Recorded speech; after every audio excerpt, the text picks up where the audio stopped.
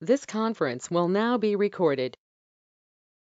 Anjali ma'am has done Bachelor of Arts in Psychology from Pune and Master of Arts in Medical and Psychiatric Social Work at Tata Institute of Social Sciences, Mumbai. She has got 20 plus years of experience in professional life. She believes that every individual has capacities much beyond their perception or realization. She had played various roles from freelance counselor to setting up the counseling departments at various schools, presented action research papers, and conducted workshops for students, teachers, parents, developed teachers training module, counsels and guided students for their career, etc., has been enriching and fulfilling for her. Talking about her professional life, she has been a part of RK Ashram Rajkot and Bal Sakhi trainer at Pratham NGO at Vadodara as a volunteer worker. She had been a counselor at Institute for Psychologically Handicapped Medical Social Worker at Mahatma Gandhi Memorial Hospital, Mumbai. She had been played a role of play therapist at Kashiba Govardhan Das Patel Children's Hospital at Vadodara. Even she had been the visiting faculty at National Institute for Mentally Handicapped at Hyderabad. She had been a lecturer at MS University, Baroda, school counselor at Mother's School, Vadodara. She had been played a major role as head of counseling center at TGES, that is the Galaxy of Education System, Rajkot, and freelancing counseling as a student expert in Ahmedabad. She has earned the certificates in structure of intellect, that is SOI, learning specialist as SOI coach. She had been EQ practitioner, a part of Rehabilitation Council of India, and Pearson Clinical and Talent Assessment Coach. So without wasting more time, I hand over this forum to Anjali ma'am. I request all the participants once again, please mute your mic to get the deep insights of this session. And you can drop a question. If you have any doubts during the session, you can drop the question in the chat box so that ma'am can answer at that time. Thank you so much. Ma'am, Anjali ma'am, to you, please. All right. Thank you so much, Manali. Am I Welcome. audible to everybody? Is this volume fine? Yes, ma'am. Yes. Okay, great. Okay, great. Thank you, Manali, for such a nice and long introduction. It feels good to know that, one has been through so many different roles and touched so many lives. I must thank you all for inviting me for this webinar. It is indeed really the need of the hour, so to speak. And I'm so glad we are doing this particular webinar for the youngsters for the Christ Institute of Management Rajkot. And I'm sure there will be some other participants also who are not directly associated with the Christ Institute. So let us begin with the presentation. Manali, please go to the first slide. Yeah, the next one. Yeah. So this is how we all have been knowing life, so to speak, especially at the college front, where all the youngsters are so excited to be amidst their friends in the beautiful college campus, flaunting their new clothes that they would have bought for the new year, and trying to get into the depths of each subject that they are studying with a lot of vigor and excitement. And so much of discussions on the campus at different corners, maybe in the canteen or near the parking lot, and everybody being so attached with each other and so much in touch, so to speak, with each other. And from this wonderful, thriving kind of a life that they've had, please go to the next one, Ali. The life has now become something like this. Not only do we have to maintain distance, but there is also this mask on our face, which makes things really not so familiar and not so exciting, because it kind of robs away the sense of intimacy that we have or the sense of recognition that we have for each other. Now, some of us are able to take this change in our stride. We are able to accept that, okay, this is something which is the need of the hour, and we'll have to bear with it. While some of us get agitated, we are very frustrated, we are restless and extremely saddened by this reality, saddened by this uncertainty, and which is constantly weighing on our mind. Ki, oh God, when is this all going to end? The next one, please. And when we are faced with this kind of a situation, this is typically how our brain is. The black dots that you all see, these are the endless thoughts which are swarming all over our minds. And it just moves from being a very positive thought that, oh, I get all the time to sleep now, catch up on my sleep, or I get all the time to binge watch all the movies that I wanted to. It moves into the depths. Oh my God, when will this end? What is the future in store? What kind of future do I have in store for me? What if somebody gets sick? So there are these huge yo-yos that we have in our feelings, right, from being extremely positive to negative. Sometimes just, there are times when you just accept what is around us. But the fact of the life remains that there is a lot of things, there are a lot of thoughts that are moving around in our mind, which makes us definitely quite restless than before. We have these kind of phrases now, before COVID and after COVID. Now, even the word COVID sometimes is something so repulsive for some people. Like, to give an example of one of the clients that I'm working with, she would just talk about everything, but she would not use the word COVID or the word virus because it kind of gets on to her and she feels completely out of control at that time. So when all these kind of thoughts, feelings, next slide please, man. When with all these thoughts that are going on in our mind, these thinking, extra thinking that we are doing, the emotions that we have, the feelings that we have, the moods that we have, all of these put together is what we call as mental health, right? And this mental health is something that we need to understand, because at present, this is something that all of us are realizing, that there is this part of our life which we have kind of ignored so far, and it's time to give some attention to this aspect of our life. Next one, please. So, typically, let us just see what is the definition, so to speak.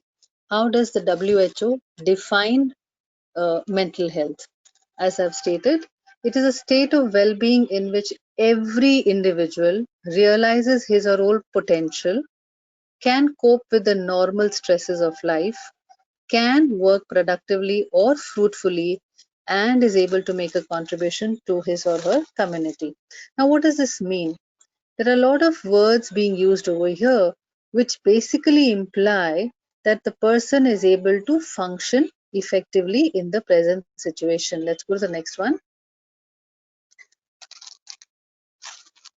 So, very simply put, there are three words which are very important for all of us. One is functioning, one is satisfactory level, and the third one is adjustment.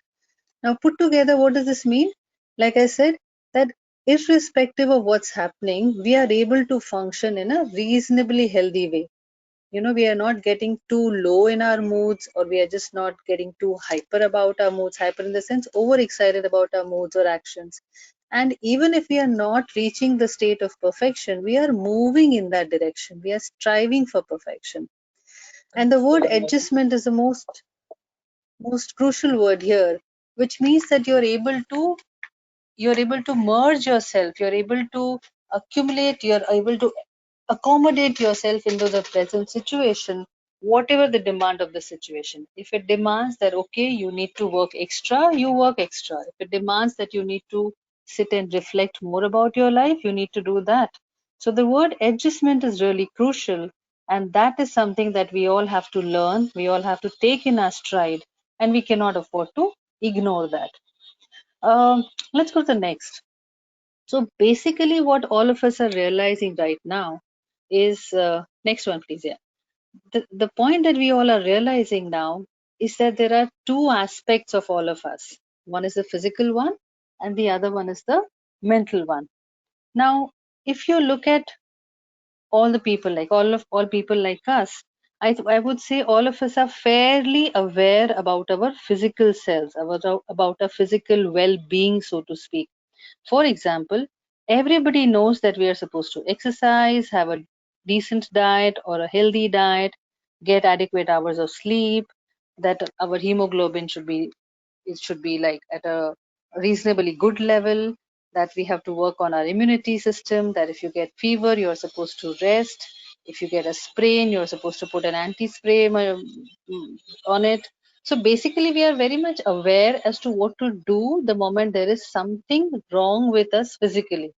So we are aware about what is the physical aspect of our life, and we are also aware as to what to do if something goes wrong with us. Fairly reasonably, we are aware. Like we don't go and see a doctor for a headache, but we'll definitely go and see a doctor if we have persistent headache. So we all have that kind of awareness within us that physically, if something goes wrong, we immediately go and meet a doctor. But when it comes to the mental being, that we have, the mental aspect of our being, the first thing which comes to our mind is the word mental itself is a big stigma.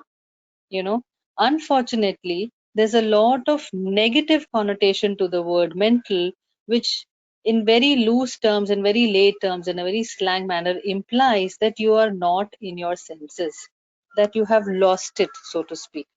Yeah, but there's nothing lost it to the word mental. It just shows the aspect of our being which is hidden, which cannot be seen, which is inside. So I think it's time that we have, please go back to the earlier one. Yeah.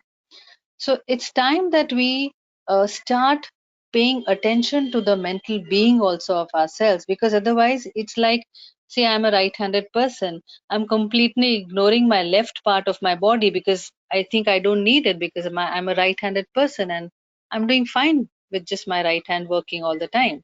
It doesn't work this way. I think all of us understand that the whole body is one being and we need both the sides. Similarly, we need both the physical as well as the mental side of our beings. Let's go to the next one now. So, with this combination is also the impact of the hereditary and environment, which I won't go much in detail right now because that's understood. That's not really so relevant. So I'm sure all of us have used band-aids in our life. You know, you get a cut, you're cutting the vegetable or you're repairing something, or sometimes even while turning the page of a certain book which has very sharp edges, we end up getting a small cut. And without really blinking our eyelid, we know that okay, I need a band-aid. We go and put a band-aid and we are fine. We continue with our lives as though everything is fine, which actually is. It's just a small cut, it's a small physical cut.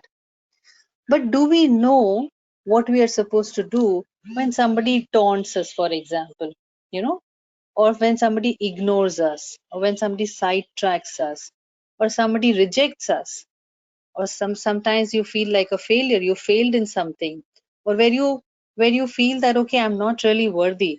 Do we have any band-aids for these kind of feelings? Because this is what mental health is all about. And that is exactly why we are having this kind of a discussion, because I think it is time that all of us started looking at the emotional part also of our lives. We can call it mental also for the time being over here, which will help us to balance out things. It's time we had band-aids which would tell us that yes, you are worthy, you are good enough, you are positive, you can do this, right? So it's very, very important to learn how should we do, how should we put these band-aids for our emotional hurt. All right. Now, when we have these emotional hurts, there are lots and lots of thoughts which go in our minds. Just to give you a small example, a very simple example, like you walk up into the college and you see a professor coming from the opposite side, and very enthusiastically you wish the professor, say good morning, but the professor is possibly thinking about something, has not really acknowledged your presence there, has not acknowledged your wish. It's a very common simple example which I think all of us have had more than once in our lifetime. But there are times when we would start thinking, oh my god, the professor did not wish me, so does that mean that I didn't do so well in my test?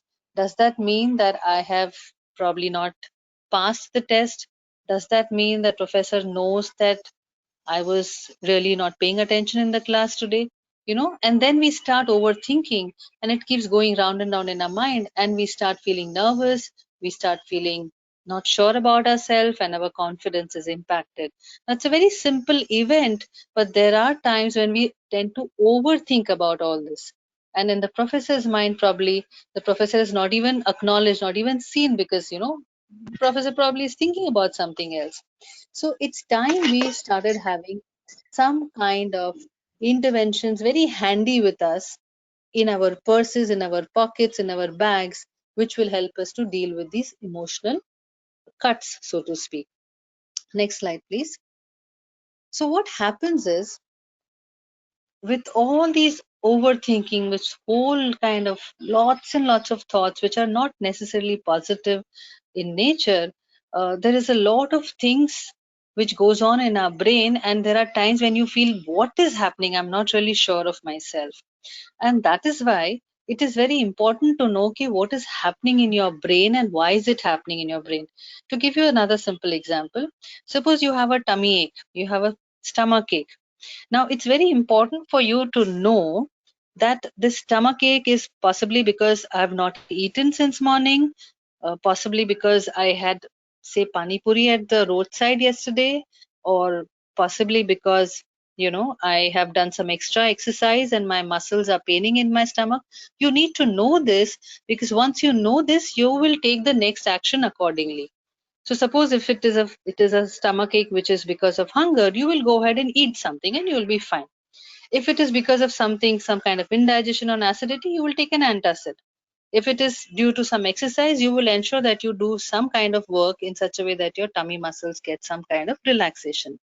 Now, because you understand, because you recognize and accept that, okay, there is a tummy ache, and you know the cause for it, you are able to take some action, right?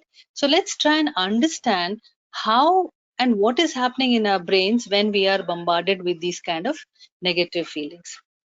Now, our brains has certain parts which are really inside, and I'm sure a lot of people, a lot of us really do not know much about brains over here, which is absolutely fine.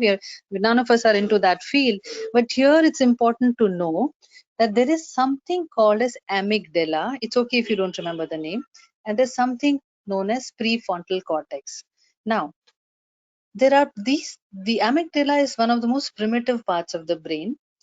Remember, when you must have all have studied in history that when the human beings were cavemen, they used to live in complete wilderness. So in those days, when the human beings would just be out in the field or out in the forest, and they would see a lion coming towards them, or even if they would hear a lion's roar, they would immediately get into, either pick up whatever kind of weapons they had, sticks or stones, or they would run away from there. Okay. So what was happening? That they perceive, that they sense some threat in their environment, something which makes them feel that I'm not safe over here, and immediately there is an action being taken by the brain. Now, in today's world, we do not have any lions and tigers moving around. But the moment the brain senses any kind of threat, we still have the amygdala getting activated.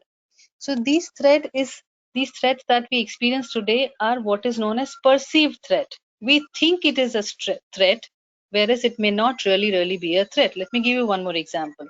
Let's continue with the same example of the professor and you, and meeting in the corridor. Suppose you had to submit an assignment to the professor, and today was the last date, and you have not yet completed your assignment, and you see the professor. So I think a number of us would start thinking, oh my God, now what will I do? What will I tell her? Yeah. So just to continue with the same example, in yesterday's session with some senior students that I was, giving the same kind of an explanation, a lot of students said that they would just want to run away from the corridor and not show the face to the professor, so that, they buy time and complete their assignment. So what has happened? It is a perceived threat in your mind. But if another student who has completed, the assignment and has submitted, would not really be scared of seeing the professor over there. So you see, in the first case, it was a perceived threat that, oh, I have not yet completed and I see the professor. Whereas in the second case, I've completed the assignment and I'm absolutely fine to meet the professor. So what has happened? When you perceive this kind of threat, the amygdala takes over, and the brain starts responding in 3 situations. Next slide, please. In 3 manners.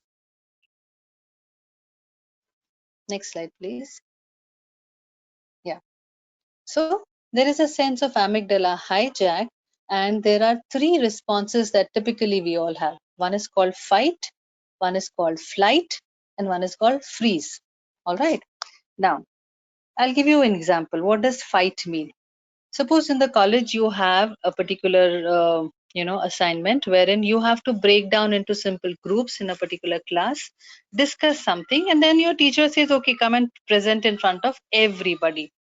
Now if there is a very shy student, and the group members push this student to go out and share the conclusions of the group discussion with the rest of the class, this friend possibly will get into the fight mode.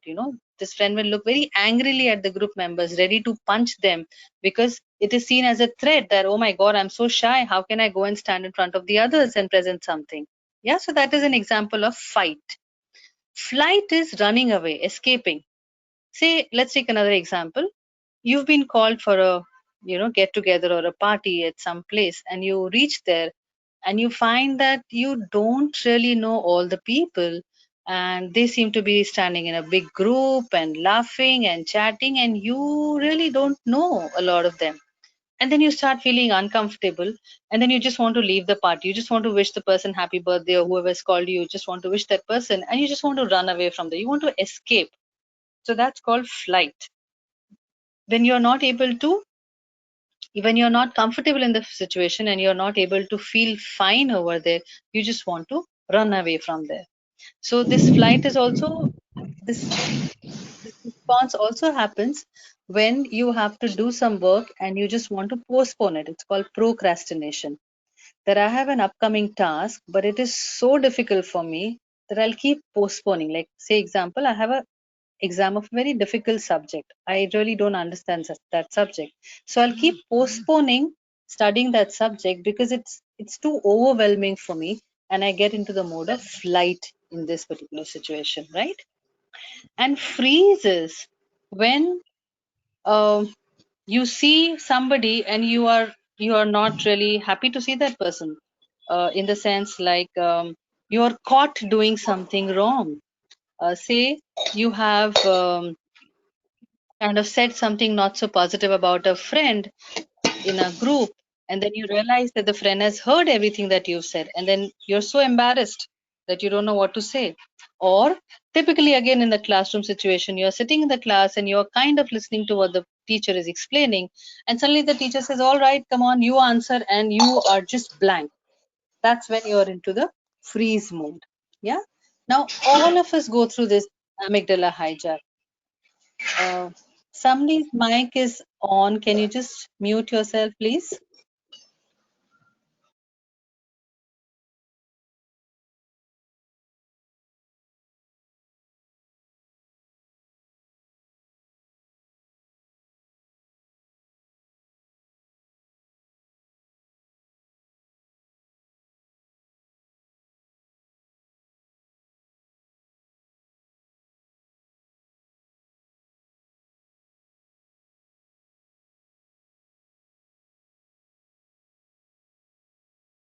Anjali ma'am.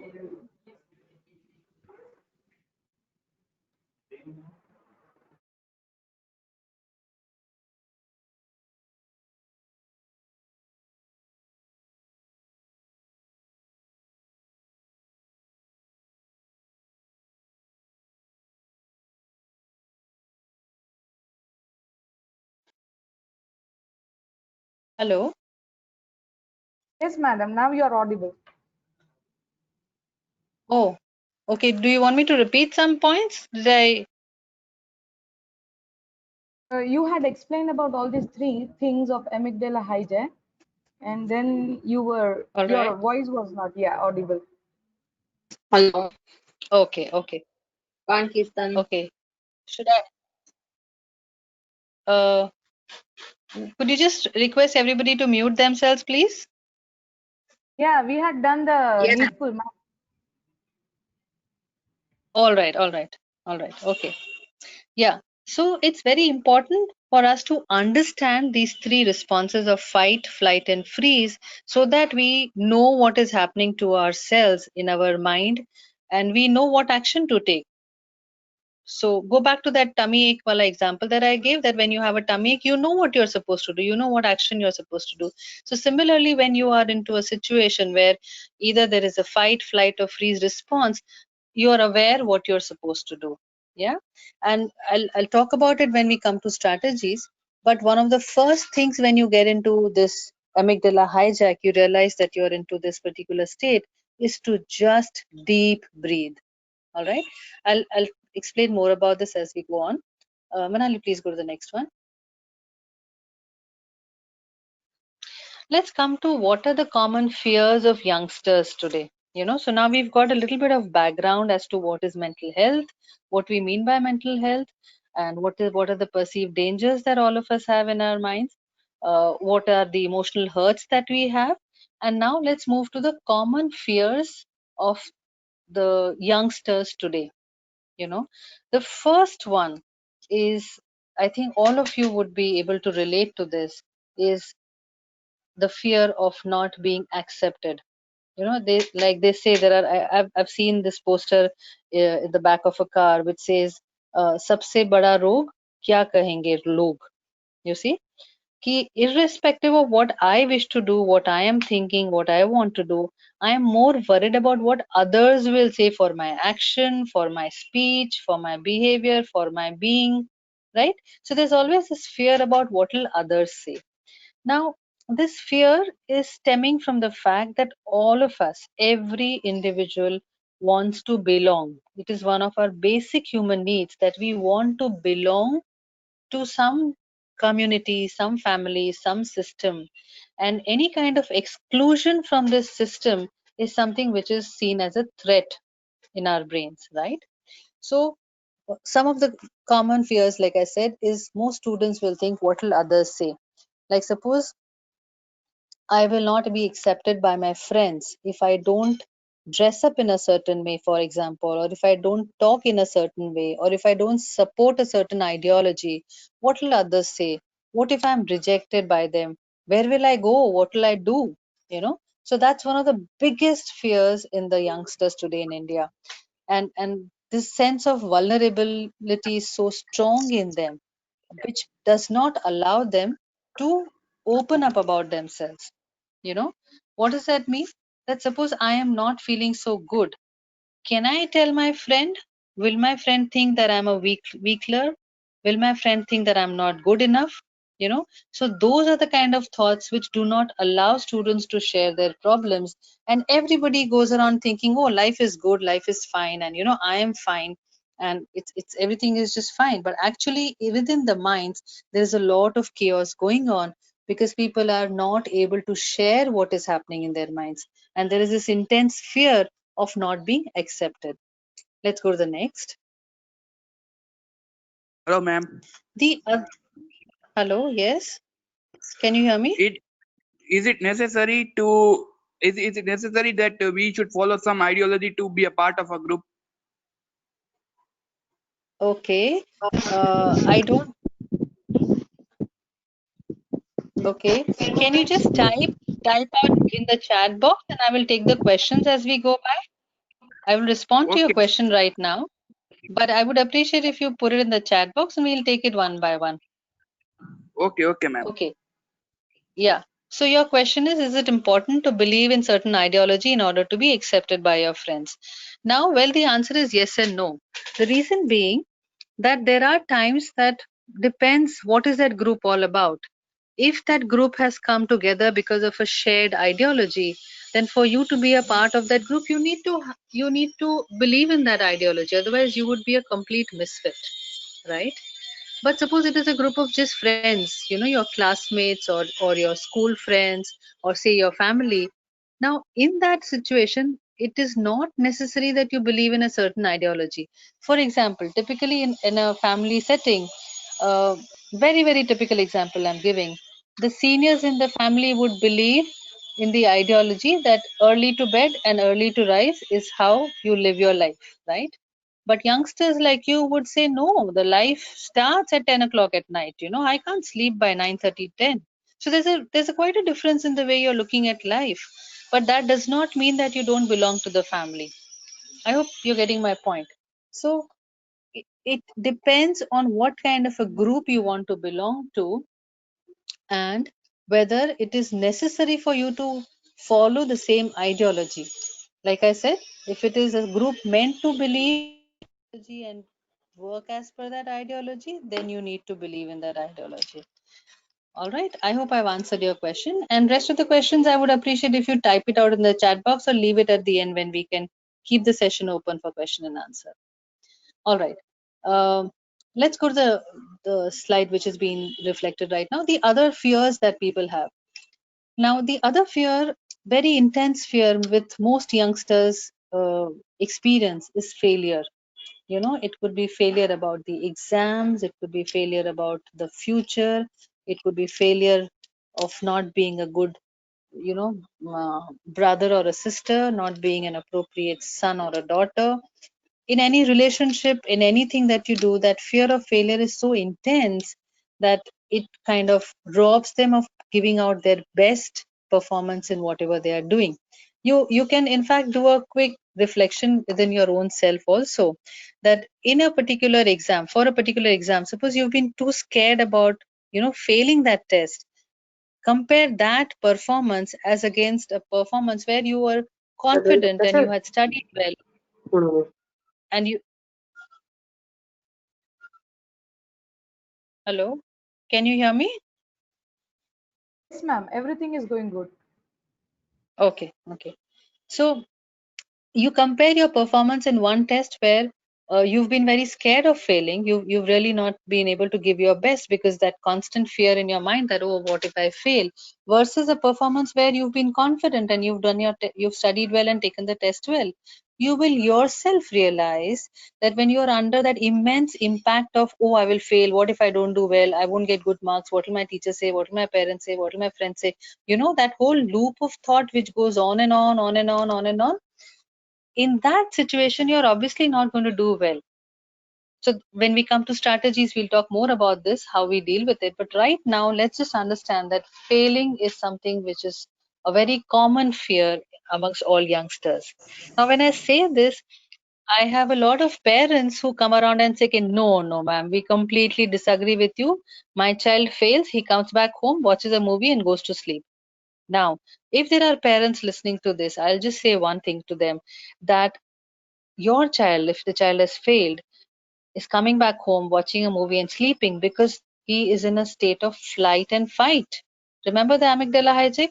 The child doesn't know what is to be done. And so they are in such a state that they're not able to think straight.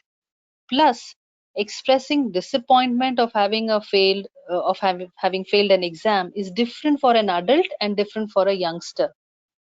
You cannot expect that youngster to sit and cry the whole day just because the child has failed in an exam. So this is especially for the parents who believe that the youngsters usko kuch padi hi nahi hai. That's the statement that they tell me. It is not so. Deep down inside, they're really suffering, and we need to reach out and help them. The next fear is of fear of hurting or losing a loved one, especially when I work with students who have senior people in their house, senior citizens in their house, grandparents or great grandparents. Back of the mind, that fear is there. Ki, what will I do if I lose them? Because there is so much of attachment, there is so much of a bonding within the family, or even otherwise, you're so used to having that person sitting in that particular corner of the room or sitting on that sofa and doing their routine that it becomes a sense of comfort that, okay, my grandmother is here, my grandfather is here, or my great grandmother, great grandfather, whoever that senior person is there. So it's a sense of calmness that their presence gives you. So a lot of students also fear losing somebody that they love. And the last one I have shared over here is called FOMO, fear of missing out. Now, again, this is really heightened amongst youngsters because, like I said, you just want to belong, you just want to be everywhere. And when we go on to the reasons also why these fear, this point will be further explained. But it basically means that, oh, I have been left out. Oh, I have missed out on some fun that the others have had. So it's called FOMO, and it is seen very commonly in a lot of people these days. Let's go on to the next one and see what are the common reasons for this sense of failure that people have.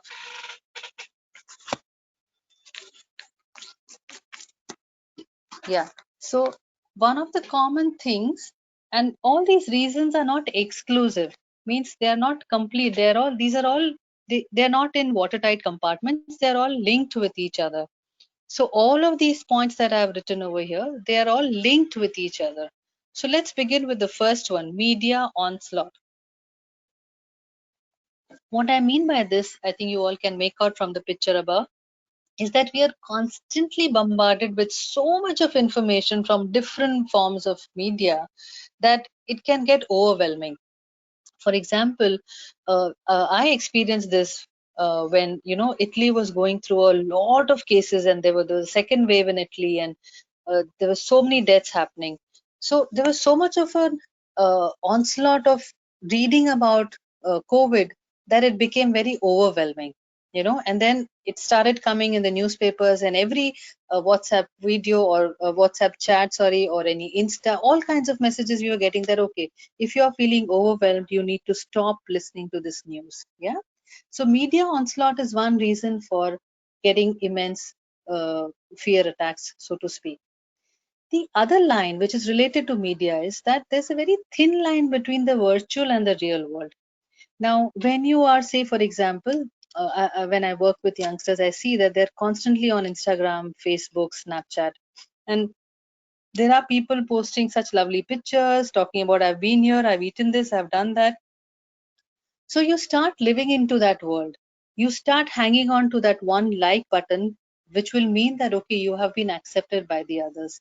And then you lose touch with reality, that you don't even know who the real person is behind that particular Facebook identity or behind that Facebook name that they've had. So it's very important to be in touch with the real friends, the actual friends whom you can see and meet in person. Sometimes our lifestyles are such which also leads to fear, and I'll give you a very specific example over here. This is about a case that I was working with, and everything said and done, there is something which is very, very important in our routines, and we cannot really ignore that. Um, there are three things which are very important when it comes to lifestyle or the routines. One is definitely the sleep, the next is a diet, and the third is a balance between the work and the recreational world. A balance between studying and watching movies, the balance between working n number of hours and doing something to unwind yourself. That balance is really, really crucial. And so is similarly your diet. What is it that you're eating? Is it healthy, unhealthy? Is it timely, not as per time? And sleep. The moment you start ignoring these three aspects of your life and your lifestyle goes haywire, you are bound to be a little more jumpy, little more edgy than the usual, because your body or your system has not had time to relax and unwind, or to be ready to face the new day, so to speak. Yeah. So lifestyles and support systems, I've put them together over here, implying that there are times when your friends also urge you, come on, let's watch a movie late at night, or let's play a game which starts at 12 at night and which goes on till 3 a.m. Now, if your support systems are taking you away from what are the healthy practices, it's time you looked into those systems also. The next point is about parenting styles. Here, I would like to just inform the students that, there are families, there are parents who have really, really struggled and come up in their life, and typically as a parent, they have a feeling that whatever I did not get in my life, whatever luxuries or whatever desires I could not enjoy, let me give them all on a silver platter to my child. So even before the child can ask for a phone, there is a lovely smartphone in the hands of the child. Even before the child can ask for a wonderful big TV, there's a TV in the house. So giving things before it is required, giving things before it is deserved, can also lead to a lot of irrational demands from life. So there are families that I've seen that parents are constantly giving into the demands, giving things to students, to their children before they need it. Now, in such a situation, what happens is the child grows up feeling that, okay, whatever I want, my parents will always get it for me. Now, believe me, students, it is not possible every time. Say, for example, you want to get an admission in a particular college. Now, it is not necessary that your parents can get you to get that admission in a particular college. You have to work on your merit. Now, students who believe that the parents can do everything for them, this should be a big wake-up call that even if you want that the life should be back to normal, your parents cannot do that because the present situation is in no one's hands, right? So there are times when the parenting style or the way you have been raised is such, which takes you away from reality and makes you feel a little more not comfortable in situations which are not predictable. Now, having said that, please don't go out and start blaming your parents that you raised us in such a manner. The fact of life, which I'm telling you right now, is that you realize that, okay, your parents did such a thing, but now it's up to you how you take it, right? Just as we say, typically in a situation, the situation is same for everybody. How you respond to that situation is really very, very crucial. And I'll talk more about it in the next slide. Competition, I need not explain because I think everybody understands that there's a lot of competition and you really have to work hard and put out your best in order to do well in life, and that also leads to a lot of fear. So let's just keep it at that about competition. Let's come to thinking traps. Now, as the phrase thinking trap says, it it signals to the fact that the way you are thinking is a trap. It is a trap because it does not allow you to think further. I'll just give you a couple of examples here. For example, again, something which I think all of us have experienced, that you meet a friend after some time and the friend did not greet you with the same enthusiasm in which you have greeted the friend. You go up and say hello, and you're so happy and excited to meet the friend, but the friend is like a very thanda sa, yeah, okay, hello, how have you been, kind of a thing. So immediately there's an assumption, oh, my friend is not talking to me, I must have done something wrong, maybe this friend has found some other friend, I'm no longer a friend with this person. So you see, this assumption leads to a trap in your mind and you're not able to function effectively. The other example of thinking trap is labeling. So say, for example, you fail a particular test, you end up thinking that you're a failure, which is not so. What is a fact of life? That, okay, you have failed a particular test does not imply that you are a failure. You see, there's a difference between the two things. There is a difference in the difference in the way of looking at both these things. All right. So that's another thinking trap. The other one is just there are people who will always focus on the half glass empty rather than half glass full. So if somebody asks how was the test and it was an okay test, you would say, oh, it was really so bad, I didn't know at least 2 out of the 10 questions. Now, if you didn't know only 2 out of 10, but you managed to write 8 answers, right? So that is also a trap, that you just keep focusing on what is not there in your hands. What is beyond your reach, you are focusing on that, and that also leads to misery. And the next reason that I have put over here is the present uncertainty. And I think we've talked enough about that, and we can go on to the next slide. Yes, Manali, the next slide, please. All right. So while she gets on to the next slide, yeah, thank you. So this is one big message I want to give you all, that you make your own choices. Okay. So just to kind of see what we've done so far is we have understood what mental health is. We have understood that it is important for us to focus on our mental well-being also. We've talked about amygdala hijack. We've talked about what are the common fears youngsters have these days and what are the possible reasons. All right.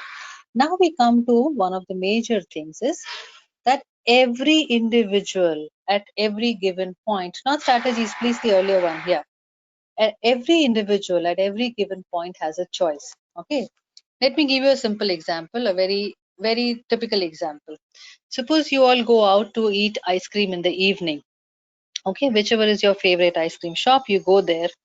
Now, would you choose the ice cream flavor, or would you tell the shopkeeper, okay, give me whatever is about to get over, or give me the most expensive one, or give me the ice cream which is your favorite?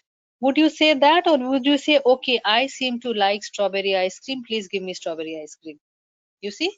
So when you are making choices for something possibly as simple as an ice cream, or possibly something as simple as choosing what's there on the menu card, you can make your choices in life also, right? This is the point I want you all to understand, that you make your own choice. Nobody decides for you. You are the one who decides for yourself. So connect this to your parenting style also. Okay, your parents gave you a certain kind of lifestyle or a certain way of raising you, but now it is up to you how you choose to take your life ahead from here. Okay, now keep this point in mind as we go on to the next one, and let's come to the main thing, and that is the strategies. Ke bhi karna kya hai? What can you do in the present situation, right? Now, one of the first things is to deep breathe. I think this cannot be emphasized more, that one has to indulge in deep breathing, because when the moment, like I explained about amygdala hijack, the moment you experience that, you will also notice that there's a lot of noise again. Can you hear me, Manali? Am I audible? Yes, madam. You are audible, ma'am. Oh, okay, no, there's so much of noise. I thought I was not audible. All right, okay, let me continue. So, deep breathing is one of the first strategies that you have to indulge in. And I think there is enough on the internet, and everybody knows how to search in the internet as to how to indulge in deep breathing. What happens with deep breathing is it definitely calms you down.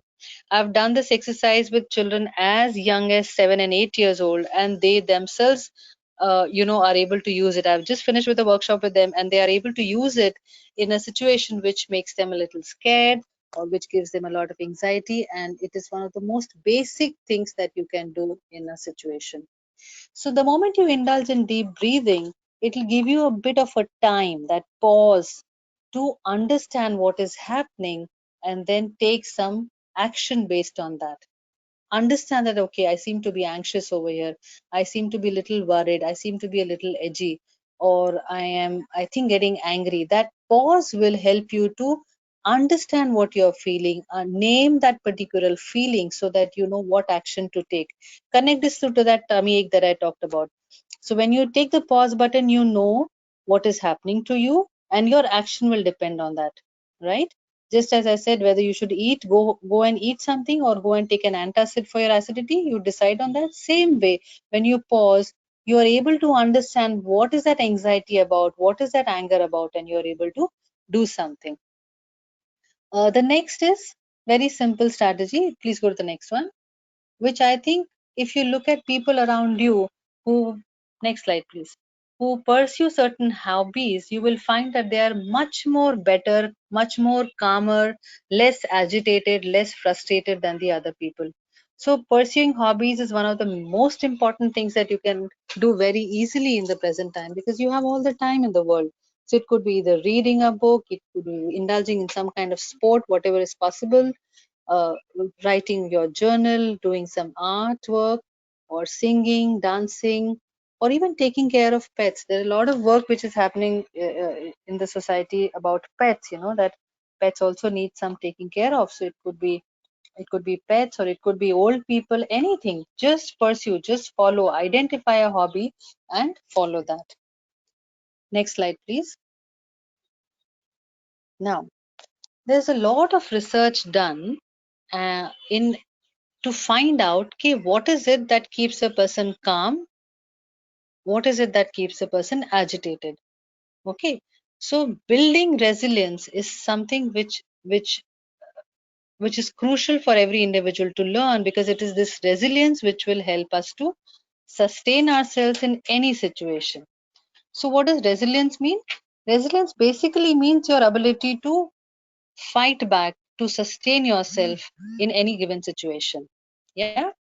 So people who have resilience, they have these three characteristics. They acknowledge and accept, number one, that there are going to be ups and downs in life.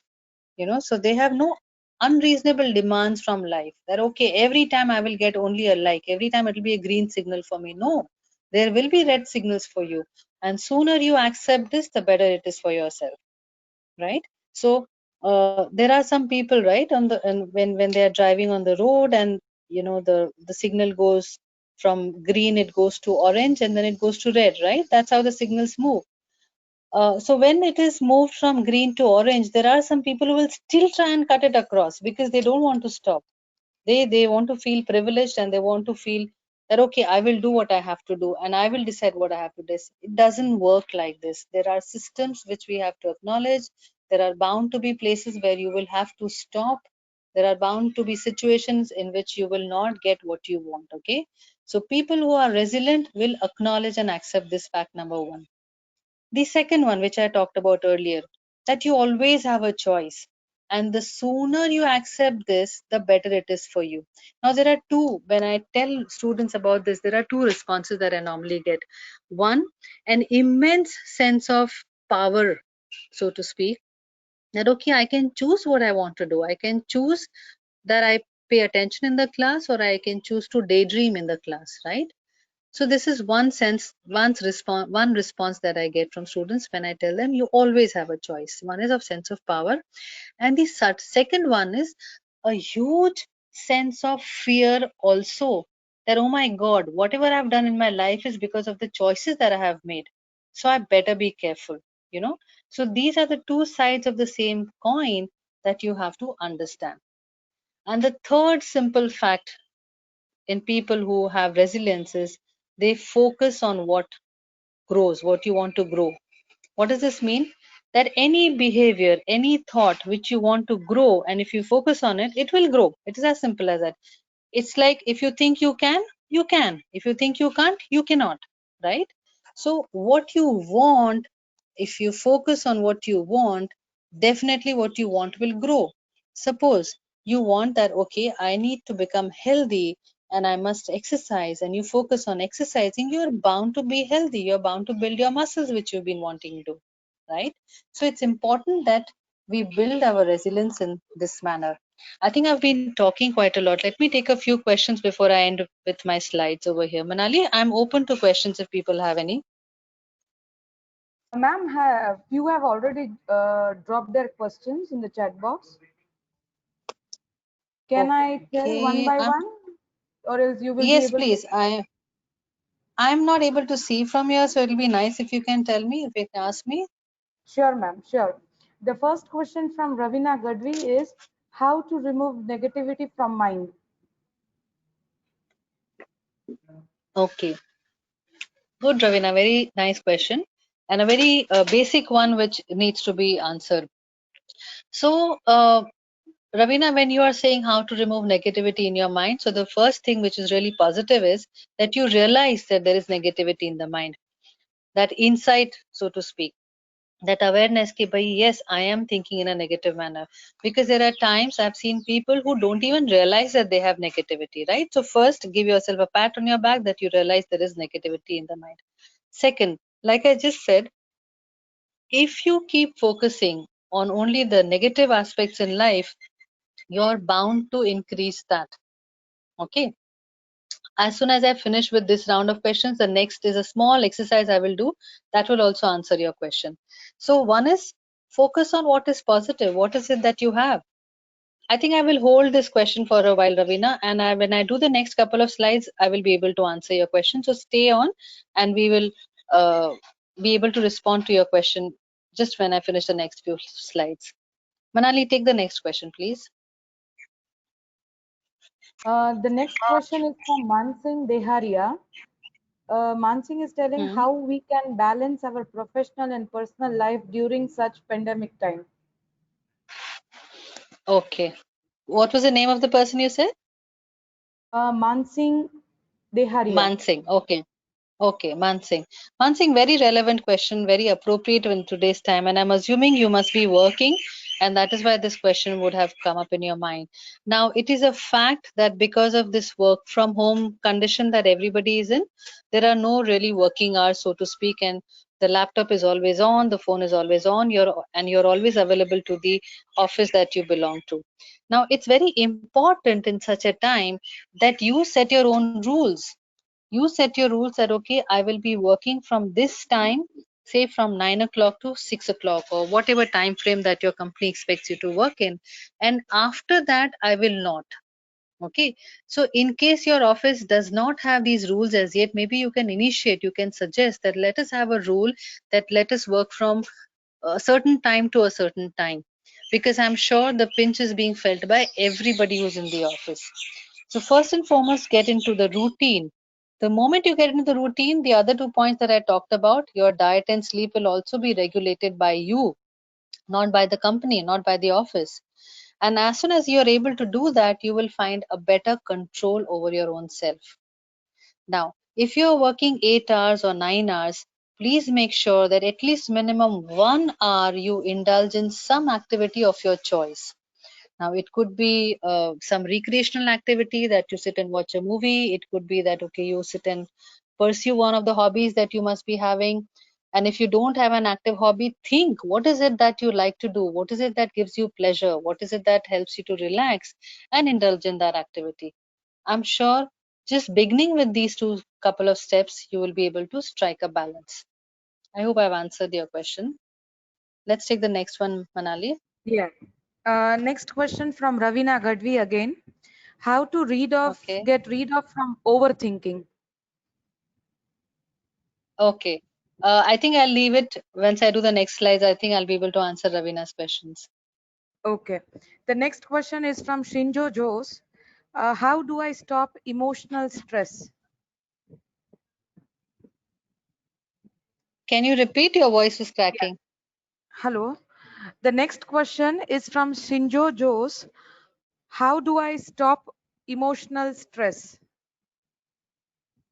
All right. So, Sinjo, again, give a pat on your back because you realize that you have emotional stress. Many times people don't realize that also. Now, you need to do a little bit of soul searching. And one of the best ways to do that is to start writing. Start maintaining a journal where you write whatever is happening in your mind, whatever thoughts are going through in your mind. The advantage will be this: once those thoughts are on a piece of paper, they are out of your system at least for a while. The second advantage will be that when you are a little calmer, when you finish writing and you do a lot of deep breaths and you feel a little wee bit calmer, you can start reading what you have written, and you will be able to see a pattern in that. You'll be able to identify your triggers, that okay, when a situation demands a certain kind of commitment from my side, or a certain kind of performance from my side, or a certain kind of demand from me, I tend to get stressed. So you'll be able to identify what is it that is causing you stress. And once you're able to identify the stress, what is the cause of the stress, you'll be able to do something about it, right? Again, go back to that tummy ache. Once you know why you're having a tummy ache, you will be able to take some action. Okay. And of course, if you feel the stress is really high and you're not able to manage it, do not hesitate to seek help from a professional. Because, like I said earlier, I don't know if you joined since the beginning of the session, it's very important that we take care of our mental being also. Just as we take care of our physical health, we need to take care of our mental health also. So, feel free to seek help from a professional who can help you how to use band-aids for your emotional stress. All right. Yes, Yeah. Manali, can I take the next question Yeah. now? Yeah. The next question is from Dipali. How to plan our Hmm. diet plan in this lockdown period? I repeat, how to plan our diet plan in this lockdown period? That is from Dipali. Okay. Deepali, very interesting question, but I'm sorry, I'm not a dietitian, so I will not be able to really help you with that. But all I will say is ensure that you are, again, the same point about routine, that in this lockdown period, you have the whole day to yourself, and the whole day you have access to the kitchen because you're at home. So try and go back to the routine that you had when you were not in the lockdown, when you had specific eating hours because you had access to food only at those times, you know. Maybe if you're a college student, so only the time when you had a break in your college, or if you're working in an office, only when you had a lunch break in your office would you eat. So try and go back to that routine and try and stick to the diet that you had earlier, so that you can be more in control about what you're eating and when you're eating. But very honestly, diet plan as such, I am not the right person to answer. So please seek help of a dietitian. Thank you. Yes, Ma'am, Manali, let's take yeah. the next one. Next question from Ravina Gadvi. She's again asking how Hmm. to ignore the person who avoid us. How to I repeat ignore the. a person who avoids us. Huh.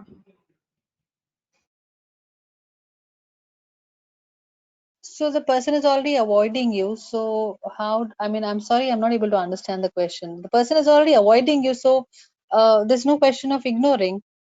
So you're not, let me put it, give it as an example that when you're trying to reach out to that person is already ignoring you. So there is already an avoidance between the two of you. There's already a gap between the two of you, and there is no interaction, is what I understand. Maybe if Ravina can rephrase the question, we'll try and answer it later. Yeah. Are there still questions, or should I complete the slides now? Yeah, madam. Still many questions are there, so we can switch over to the presentation now, I guess. Yeah. All right. All right. So then I think a lot of questions will be answered then. Yeah. Okay. So I hope you all have understood. Let me go. Yes, Manali? So at the end of the presentation, we can again go back to the question answer round. Sure, sure, sure, sure. So Yeah. just go back to the earlier slide, please. So this is a very crucial slide, and I hope all of you have understood what I'm trying to say. And I'm saying is we have to build resilience in ourselves, and that I'm giving you 3 basic steps to do that. And those steps are acknowledge and accept. I often tell people that A, B, C, D we learn when we are very young, and we start everything with A, B, C, D. And A stands for acceptance and acknowledgement, which is really very crucial. So the moment you acknowledge and accept something, it becomes easier to deal with it. Okay. So to build resilience, acknowledge and accept that there will be ups and downs in life. It will not move as per your desires. There will be, as the symbol says, there will be some likes and there'll be some dislikes in life. The second means that you have a choice in your life at every given point in life. And I always give examples of ice creams and cakes and pastries, because those are the things youngsters like to eat and spend their pocket money on. So you have a choice. If you can exercise your choice when you go to a cake shop or an ice cream shop, you do know how to make a choice, and you can use the same in your life as well. And the third point is whatever you focus on will grow. If you focus on your negativity, it will grow. If you focus on your positivity, that is what will grow.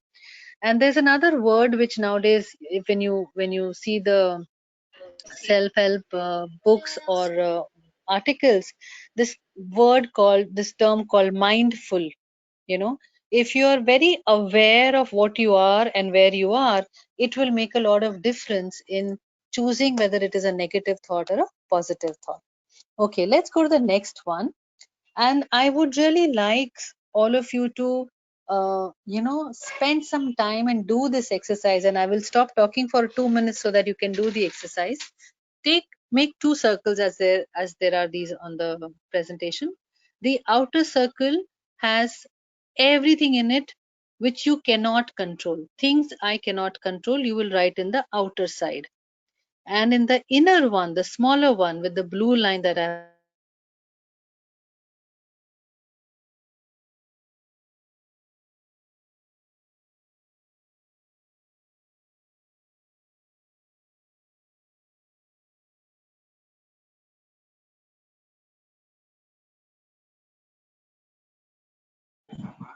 So Ma'am, your voice is not audible. Ma'am, your voice is not audible. okay, I think I was muted. Just a minute, just a minute.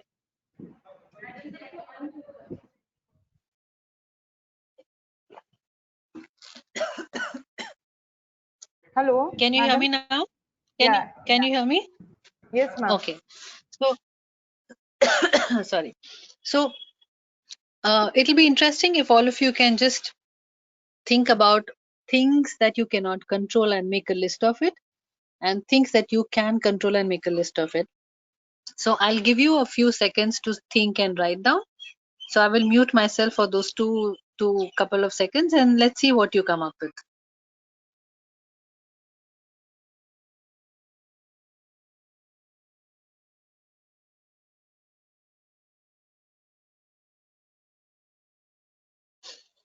All right. I'm assuming that some of you would have got something written on the in the two circles. And before we go to the next slide, let me tell you that this is one exercise which I do with a lot of students. And before the lockdown, just before the lockdown, I had done it with students who were in their fifth and sixth standard. And it was impressive the way they were able to think, reflect about their own lives, and come up with some of the answers, and which I've pasted in the next slide. Manali, please go to the next one.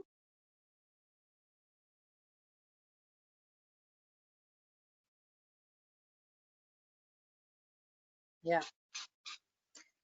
So if you look into the slide which is being reflected right now, things outside my control is everything to do with the other people. All right.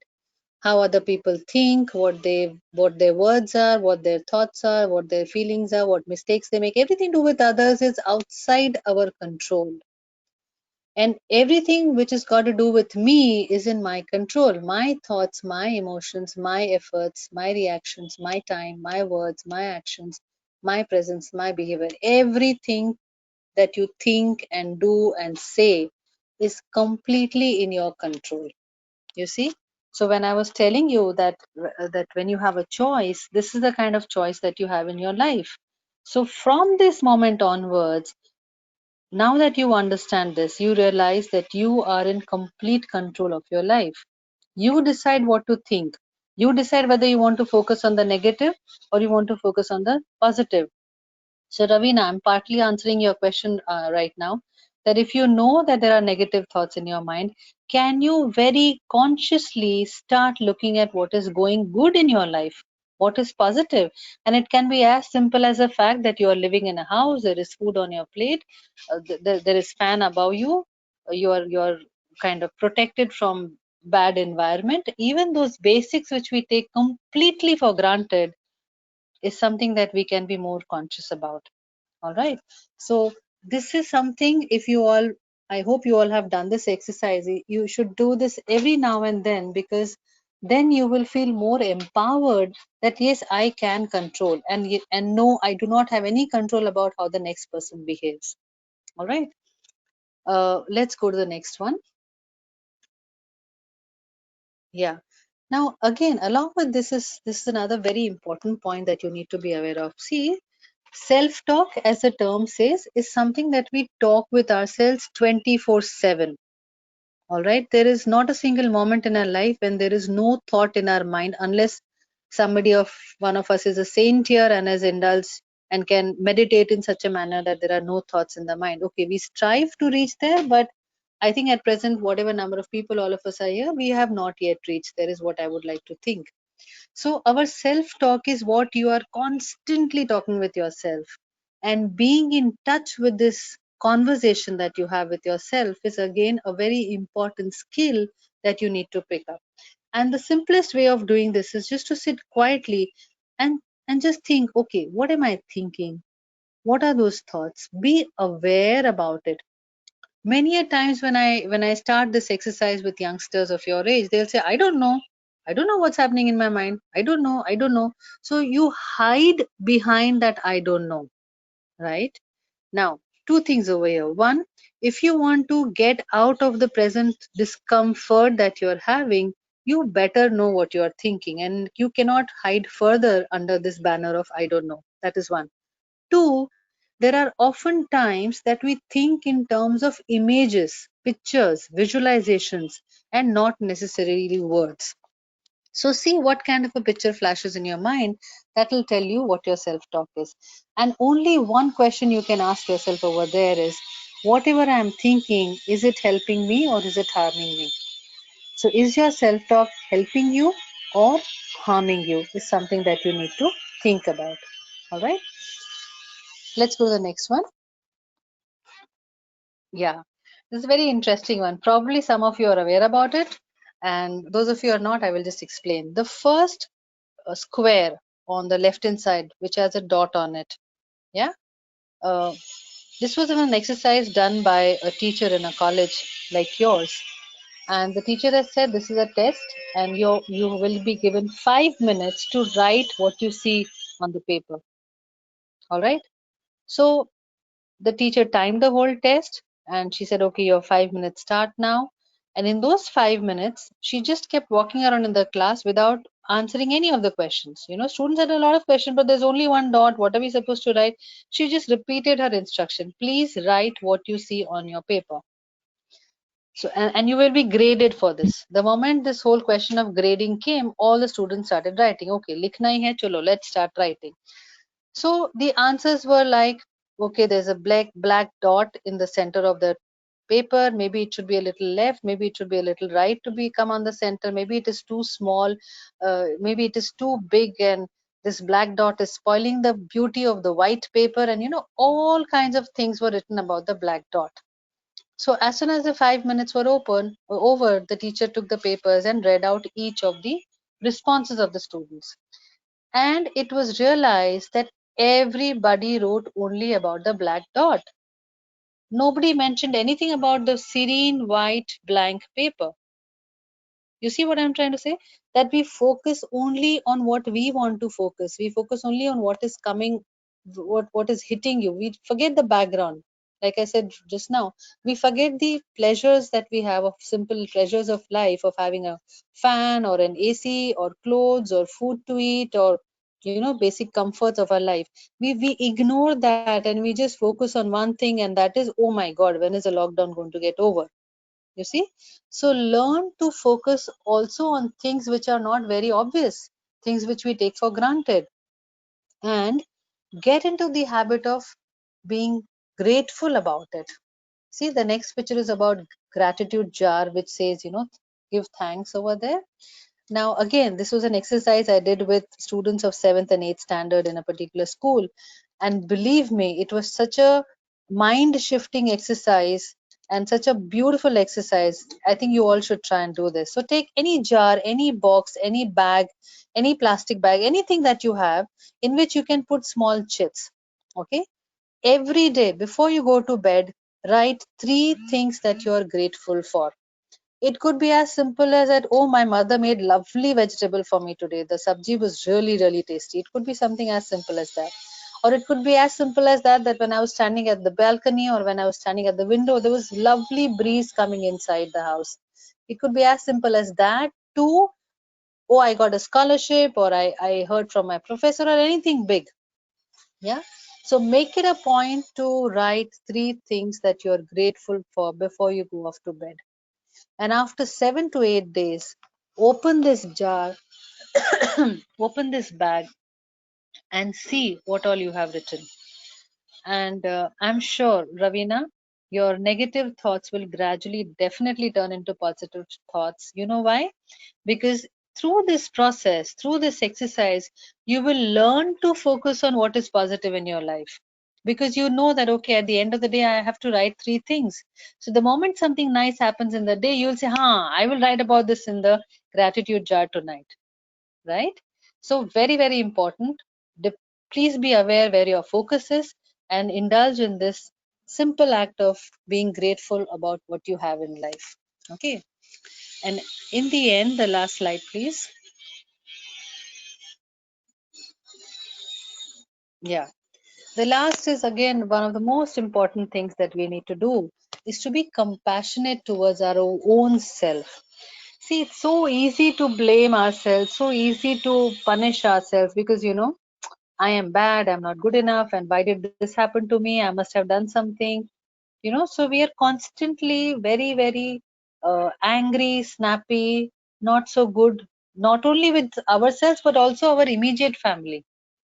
In fact, just 2 days back, I was talking to one of my clients and she was sobbing. She over the phone and saying, okay, ma'am, I just realized how nasty I am with my mother just because of the lockdown. I take out all my frustration on my mother because I feel, oh, she's my mother, she needs to understand. And for her, the moment of realization was when she found her mother sitting in the corner and quietly just crying because the mother was hurt.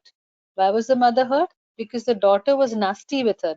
Why was the daughter nasty with her or rude with her? Because she was frustrated about the lockdown and she didn't know how to handle her frustration. you know so compassion to yourself and to your to people around you, people you take for granted. Very, very important that in such times, such difficult times, and even otherwise, that we are compassionate towards ourselves and people around us.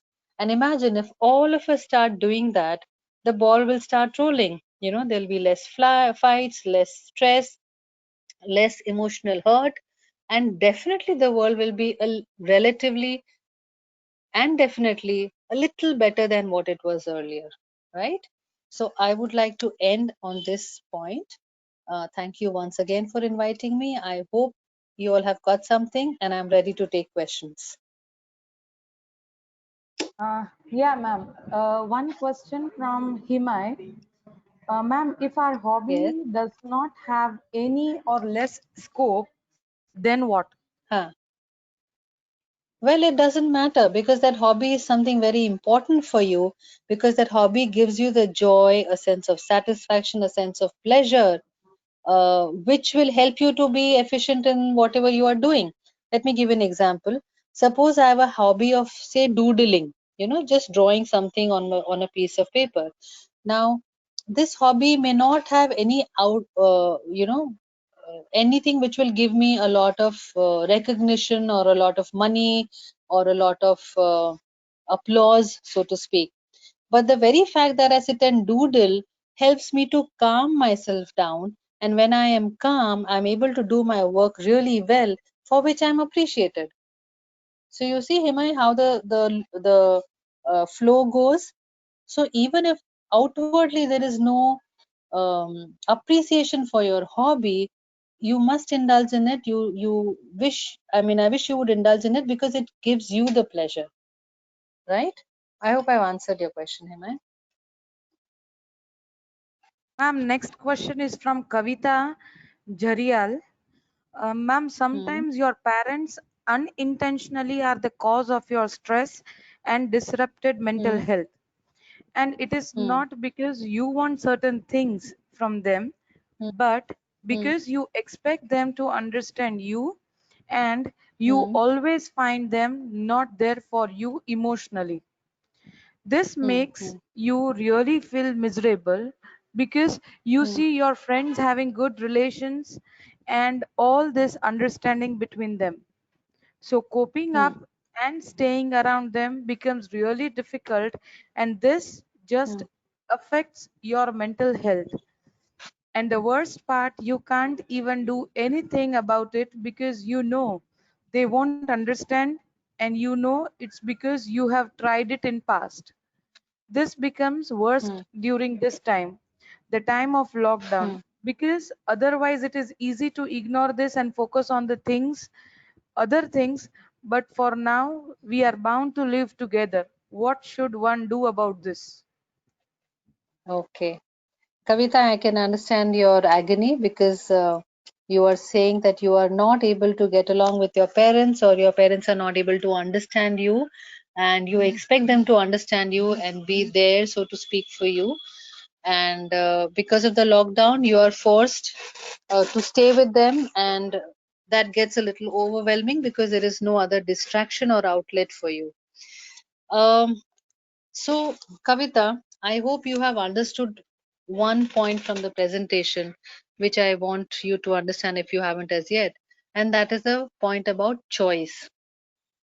See, just as you are thinking that my parents don't understand me, it is very likely that your parents also think that you don't understand them. This is point number one.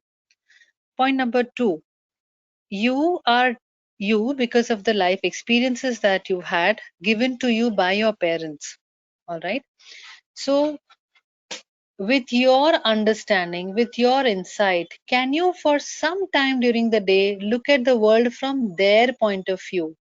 Now, this is not so that you kind of agree with them, this is just for you to understand where are they coming from, what are they thinking, what is the reason for their thinking. And then you have a choice whether you want to sit and talk with them and explain to them in a manner they understand, or you want to just ignore that and say, okay, I will do what I'm supposed to do as a dutiful daughter, but I don't get along with my parents and I'm fine with it. you know so you have a choice to exercise over here. What you choose is completely your decision. Nobody can help you with that. You need to make that decision. All right. And this whole point of being there, again, this is a language typically which youngsters use, and I have heard a lot of youngsters using this term, being there for me. Now, what exactly do you mean by the term being there for me? Sit and write it down. Don't just keep it in your mind, because like I told, I think Himai also, when you write down things, it becomes much more clear because you're able to read it. But in your mind, they all your thoughts get all jumbled up and you're not able to make head or tail out of it. So sit and write down, what is it that you're expecting from them, what is it that you are meaning when you're saying being there for you. Once this clarity is there in your mind, you will be able to break it down. Okay, this is what I expect from my parents, and this is what they are able to give me. Mind you, your parents have given you birth, your parents have given you a wonderful life. You are an adult now. You decide what you want to do. Don't, I think it'll be unfair to expect that you still continue your parents to give you things, to do things for you, because you obviously are an adult now, right? I hope I've answered your question, Kavita, and I would encourage you to speak to a professional if you feel you're not able to find any solace after doing what I've asked you to do. And also, Kavita, please practice the gratitude jar technique. I'm sure it'll give you another insight into the situation. Yes, Manali, I Yeah, think I can go on yeah, to the next question. yes. The next question is from Shubham Patel. How to overcome Uh, existential crisis? Shubham, you seem to be reading a lot on the net, I think. Uh, well, one of the basic things that you can do is indulge in mindfulness. Um, Focus on what you have right now. Focus on what you are doing right now. Focus on what you are expected to do right now. All right. And once you start focusing on this, you will feel more in control. And these questions about, existential crisis will soon fade away. Um, I'll give you one more point, Shubham. Since you have you must have done quite a lot of work on the net, read quite a lot on net. I'm sure you must have come across something called the Serenity Prayer. Okay. And if you haven't, let me just tell you, it's a simple three-liner prayer. Maybe some of you are familiar with it. It says, God grant me the serenity. What does serenity mean? A sense of calmness, a sense of peace. God grant me the serenity to accept the things that I cannot change. What is not in my hand, I cannot change. Give me that sense of calmness to accept. That is one. Two, courage to change the thing that I can. Give me that sense of courage, that sense of power, that sense of willing to stick out my net to change the things that I can change. And the last line in the prayer is wisdom to know the difference. Wisdom, the sense to know what is it that I can change, what is it that I cannot change. Go back to that exercise that I hopefully, Shubham, you must have done about, the two circles, things in your control and things not in your control. Probably that will also give you some idea about your question. Uh, in case you feel this is not enough, please do seek an appointment with a professional to have a chat with that person.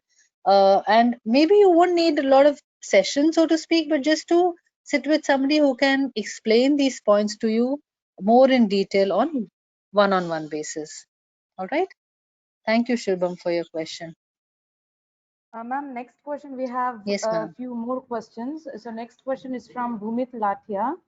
Ma'am, for example, Huh? today is our hobby is helping to reduce our stress. Sorry, sorry, Uh, sorry. Bhumit, Please repeat. yeah, Bhumit is telling, ma'am, for example, today if our hobby is helping to reduce our stress, but it is a Hmm. temporary solution, can there Hmm. be any permanent solution of it?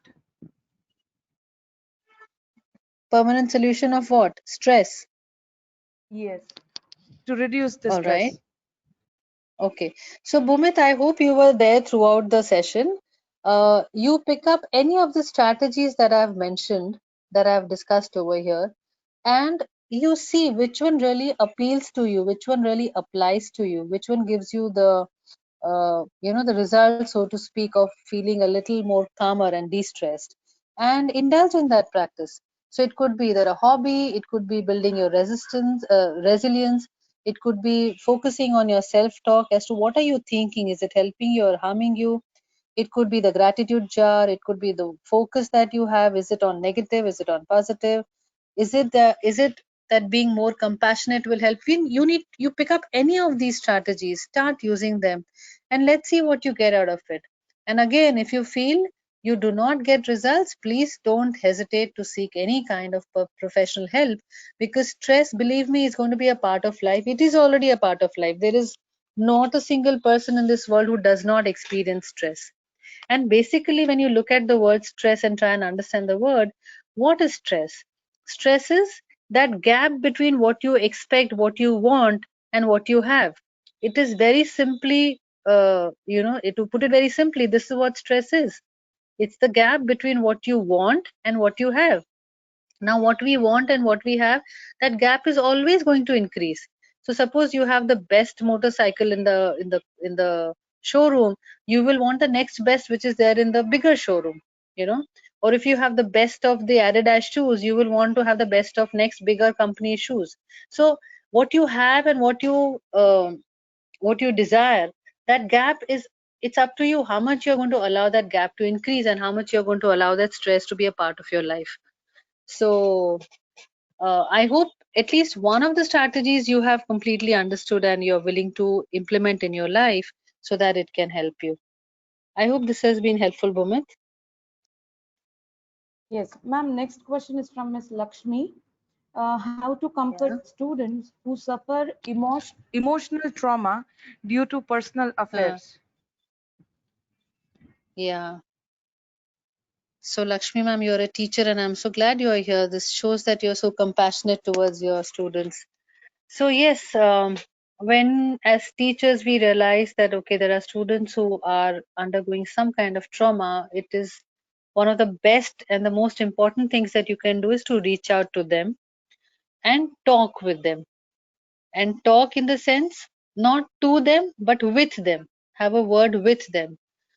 Create a space, create an environment where the student opens up and starts sharing whatever is bothering them. Just by listening also, you will be doing them a great service, because many a times I have noticed and I have experienced also that there is so much in the mind of a person that just offloading those thoughts itself is a very therapeutic feeling, therapeutic experience. So, Lakshmi ma'am, just listening to the students, acknowledging that yes, they do have trauma, or yes, there is something bothering them, and that you are there for them to listen to whatever are their problems, can be one great service you can do to the students. And any of the strategies that I've explained over here, pick up anything which seems relevant for the student's age and the kind of trauma that they have, and ask them to apply it, and I'm sure it'll be helpful. And like I'm telling all the others, if after a few months, if you feel the student has not yet come out of trauma, please refer them to somebody who can help them professionally. Superb, ma'am. Thank you for your Yeah, question, Manali. Yeah, let's go yeah. to the next. Ma'am, next question is from Nikhil Vadodaria. Nikhil is Um, asking, how can a person handle rejections from too many people who are not that much intellectual and educated than oneself, is especially when one cannot share with anyone the rejection incidents? okay. Um, Nikhil, first you need to define what is this rejection, because it can be like some of the examples I gave during the presentation is, it can be a simple, um, not exactly a rejection, but it can be an oversight, so to speak. But if you are perceiving it as rejection, then you need to see as to what is the reason for you to be so sensitive to anybody who kind of, slightly even ignores you, if I may use the word ignore. Because sometimes in a group, for example, if students are sitting and chatting and one person is very quiet and nobody asks कि भाई क्या हुआ, why are you quiet, that is also taken as rejection. But when you talk to the friends and ask them कि why you did not ask this person A who's been quiet, very promptly they would say कि probably that person wants to be quiet. You know what I mean? So it is okay if people do not pester you and ask you what is happening. It cannot be taken as rejection. One. Two, um, probably you are, Nikhil, probably you're used to a lot of attention, and when you do not get too much attention, you take it as rejection, can be one. And third, last point, is that if there are people who are rejecting you, probably there's a reason. Go up and talk to them that this is how you are perceiving their behavior. Is it rejection? And if it is so, what is the reason? And if such a conversation does not result in any fruitful conclusion, probably those people are not meant to be your friends. And it is fine. Make new friends then. Why is it fine? Instead of being under this fallacy and under this assumption that, oh, these are my friends, but they reject me and still I'm their friend, you can choose to move on and make other set of friends. I hope I've been able to answer your question, Nikhil. Otherwise, you can always do one-on-one with some professional. Yes, Ma'am, Manadi. next question. Yeah, a few more questions, Should ma'am. we just okay? Should we just take two more and take and stop it at that? Uh, that's fine. Yeah, yeah, two, Okay, three more. Yeah, we can go with that. What all can right. that is by Mr. Shubham Patel. What can an education institute do to help students from depression and mental issues? Okay. Shubham, the educational institutes. I think one of the first things we must really appreciate if you're a part of Christ College is that is already taking this action by having such a webinar, by creating awareness and talking about things which were so far not really openly talked about. So the educational institutes are, I think, all over the world coming up with these kind of services for all students. Also, almost it's mandatory that every institute has a mental health professional in the form of a counselor or a psychologist, and the students are welcome to go and meet them. In my experience as a counselor, I've noticed that even if there is a counselor on the campus, it is the students who hesitate to come and seek the help of the counselor because of the stigma. Log baag kya kahenge? Like I said in the presentation, that is one of the biggest fears students have in their mind, that when I walk into the office of the counselor, what will others think about me? Will I be ridiculed? Will I be abandoned? Will I be rejected? Is what is playing on their mind. But the more we normalize this whole concept, the better it will be for everybody. So I would say the ball is in the court of the students, that you make it a point to talk openly about issues relating to mental health. And I'm sure whichever institute you are studying in has a mental health professional, and you can go up and talk to that person. And I think the educational institutes are already doing their bit by ensuring that there is a professional on campus for the students. So yeah, I think they are already on the track. And as community, as society, I think the responsibility is on all of us to talk openly about our feelings without any fear of being ridiculed. All right, Shubham, I hope I've answered your question. Yes, ma'am. Next question is from Miss Kajal Garg. I am very possessive to my loved ones. I don't know why, but I think I just bound them to stay with me only. I'm scared that I will lose them. Can you please suggest me what should I do? Can you repeat the first few lines? I couldn't hear that. Yeah. This question is from Kajal Garg. I am very possessive to my loved ones. I don't know why, but I think I just bound them to stay with me only. I'm scared that I will lose them. Can you please suggest me what should I do? Okay, Kajal. Um, can you hear me? Ma'am, yes. Hello? Yes, madam.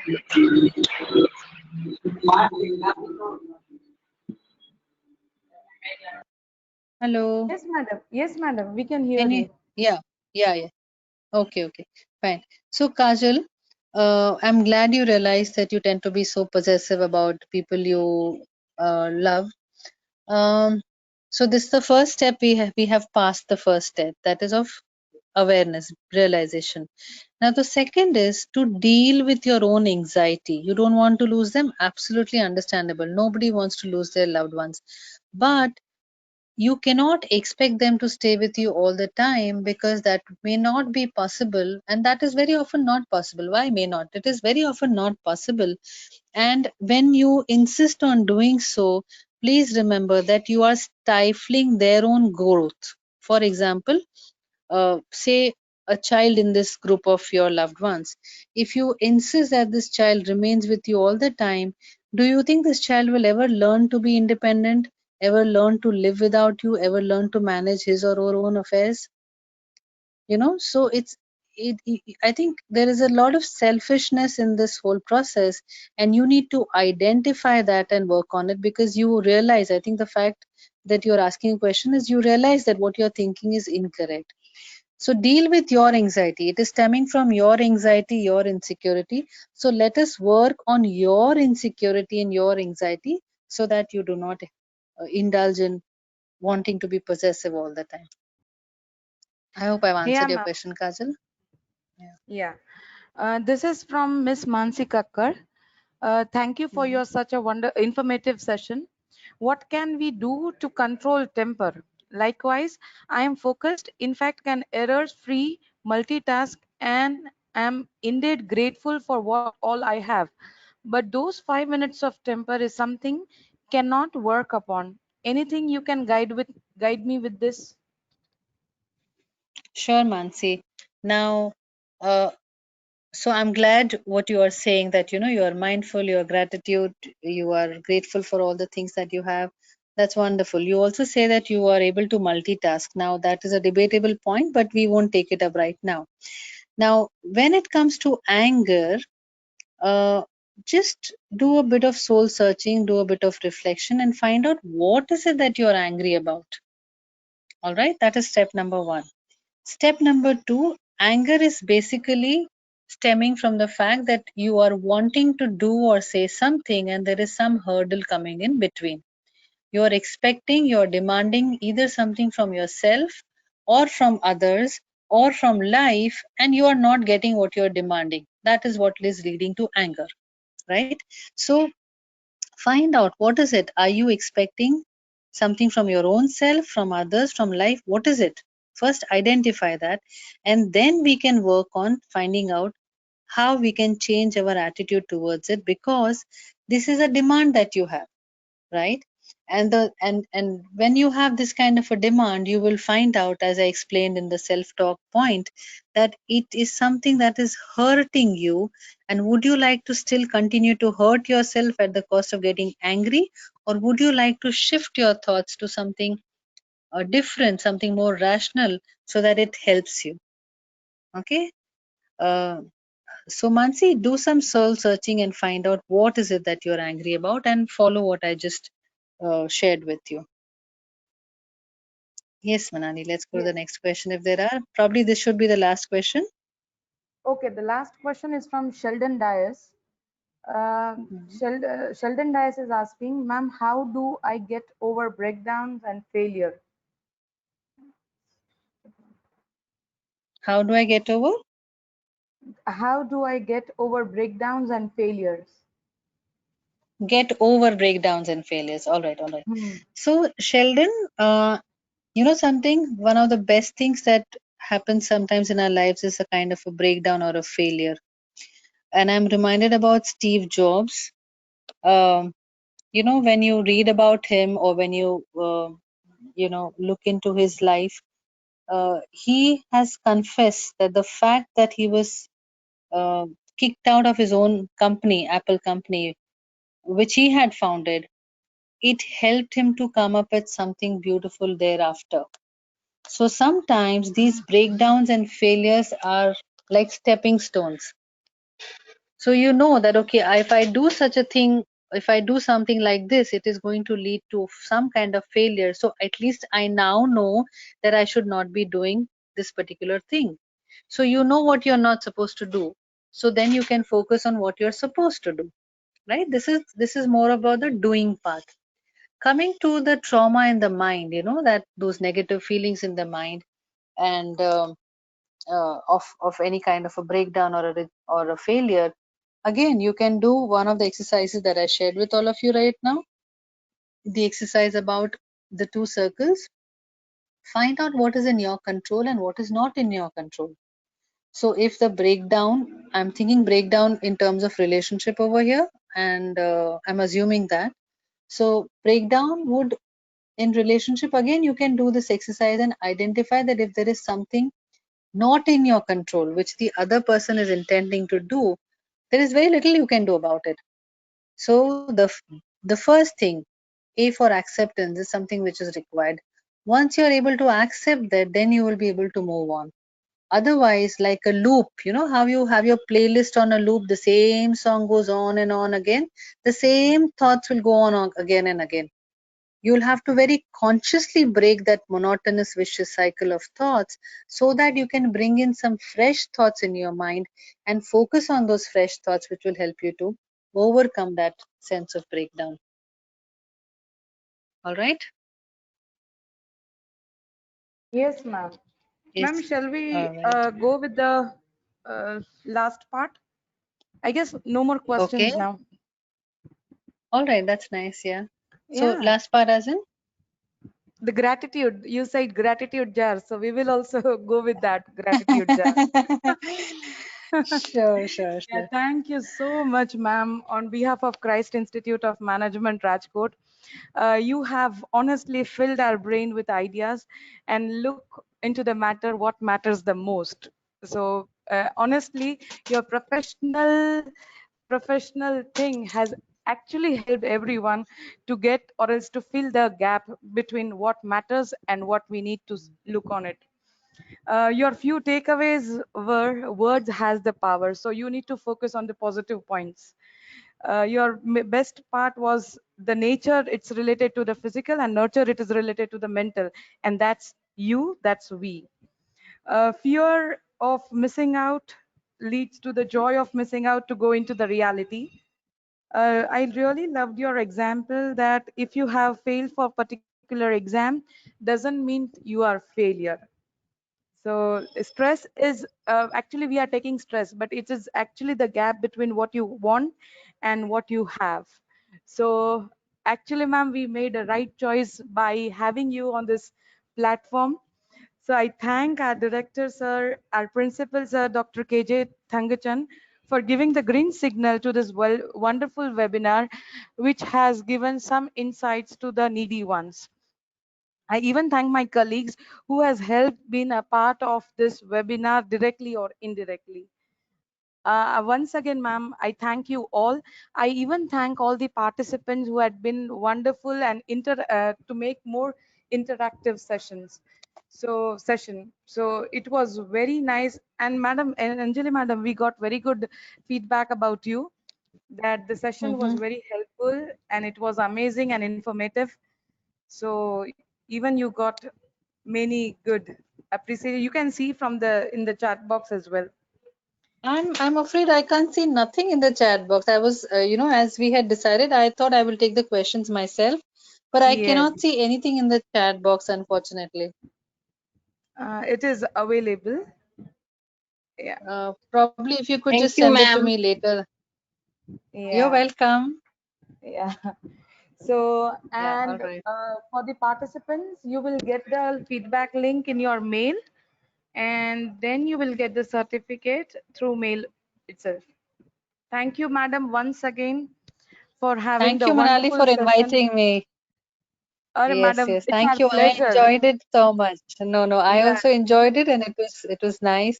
And I appreciate the way you handled the whole thing. And without your inputs about, helping me with the presentation, and last evening, Chetan sir also helped us with the whole yes, process. So my thanks to him as well as Christ Institute. Um, yeah. so it's been really, really nice, and I'm glad students and people have participants have found some meaning in what I had to say. So Yes, thank you ma'am. very It much, and was, all the very yeah. best to everybody.